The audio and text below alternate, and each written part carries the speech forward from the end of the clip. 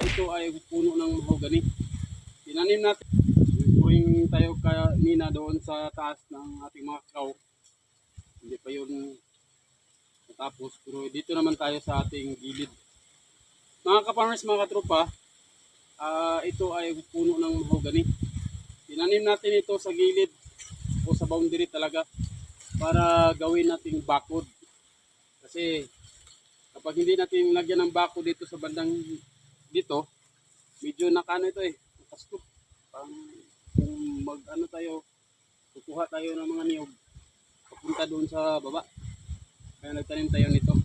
Ang purpose din natin nito, mga ka-farmers, mga katropa, balang araw, ito, 3 years na ata ito, natanim. Ganito kalaki. Yan o. By 10 years siguro, baka lalaki ito. Pwede natin makikinabangan at gawing o ano nating maisipan na gawin na gawa ng kahoy. Pwede ito pang bahay, pwede din pang upuan, kung ano pa naman yung gagawin natin dito sa farm. Kasi mga ka-farmers, mga katropa, hindi tayo nagtanim para ngayon lang, para sa sunod o sunod pa.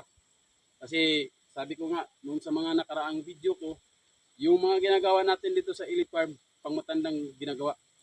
Kumbaga, makinabang tayo, matanda na tayo. Hopefully, makaabot tayo niyan. Pero kapag ingatan natin, tapos manalig tayo sa may kapal, sigurado ako, kaabot tayo. Yan lang mga